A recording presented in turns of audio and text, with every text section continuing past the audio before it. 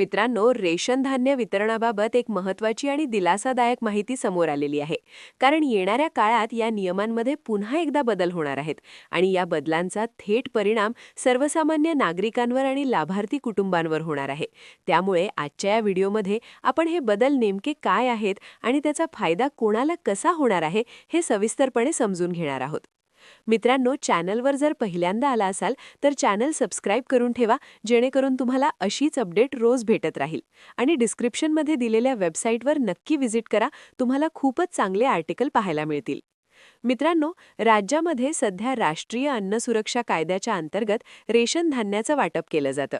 या कायद्याअंतर्गत अंत्योदय योजनेतील लाभार्थी आणि प्राधान्य कुटुंबातील लाभार्थ्यांना दर महिन्याला ठराविक प्रमाणात तांदूळ आणि गहू दिला जातो. मात्र या वितरणाच्या प्रमाणाबाबत मागील काही काळापासून अनेक तक्रारी समोर येत होत्या. काही कुटुंबांना मिळणाऱ्या धान्याचं प्रमाण त्यांच्या गरजेनुसार योग्य वाटत नव्हतं, तर काही ठिकाणी गव्हाचं प्रमाण कमी असल्यामुळे स्वयंपाकाच्या अडचणी निर्माण होत होत्या. मित्रांनो, याच पार्श्वभूमीवर सरकारकडून पुन्हा एकदा या नियमांचा आढावा घेण्यात आला आणि लाभार्थ्यांच्या अडचणी लक्षात घेऊन रेशन धान्य वितरणामध्ये सुधारणा करण्याचा निर्णय घेण्यात आला आहे. हा निर्णय अचानक घेतलेला नसून यामागे अनेक महिन्यांचा अभ्यास आणि नागरिकांकडून आलेल्या प्रतिक्रिया कारणीभूत आहेत. सध्या चालू असलेल्या महिन्यामध्ये ज्या प्रमाणात रेशन धान्य दिलं जात आहे त्यामध्ये कोणताही बदल केला जाणार नाही हे स्पष्ट करण्यात आले आहे. म्हणजेच सध्याचे धान्य वितरण सुरू आहे ते त्याच पद्धतीने सुरू राहणार आहे. त्यामुळे नागरिकांनी याबाबत कोणतीही घाई किंवा संभ्रम बाळगायची गरज नाही. मात्र पुढील काळात म्हणजे नवीन कालावधीपासून अंत्योदय शिधापत्रिका धारकांसाठी आणि प्राधान्य कुटुंब लाभार्थ्यांसाठी धान्य वितरणाचे नवे प्रमाण लागू केले जाणार आहे. या नव्या निर्णयानुसार अंत्योदय योजनेतील कुटुंबांना तांदूळ आणि गहू यांचे संतुलित प्रमाण दिले जाणार आहे, ज्यामुळे त्यांच्या रोजच्या गरजा अधिक चांगल्या प्रकारे पूर्ण होतील.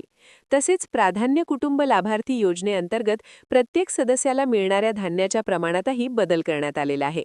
यामागचा उद्देश म्हणजे कुटुंबातील प्रत्येक व्यक्तीला पुरेसे आणि उपयोगी धान्य मिळावे, जेणेकरून अन्न सुरक्षेचा मूळ हेतू साध्य होईल. मित्रांनो, यापूर्वी रेशन वितरणाची जी पद्धत होती त्यामध्ये तांदळाचे प्रमाण जास्त आणि गव्हाचं प्रमाण कमी असल्याची तक्रार अनेक ठिकाणी करण्यात येत होती.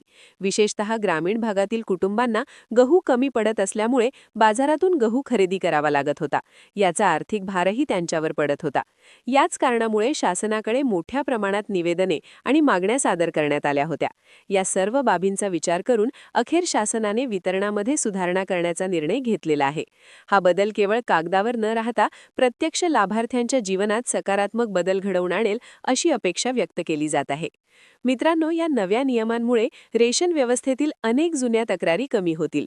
तसेच लाभार्थ्यांना मिळणाऱ्या धान्याबाबत समाधान मिळेल असा विश्वास व्यक्त केला जात आहे. यामुळे सामान्य नागरिकांचा विश्वासही रेशन व्यवस्थेवर अधिक दृढ होईल.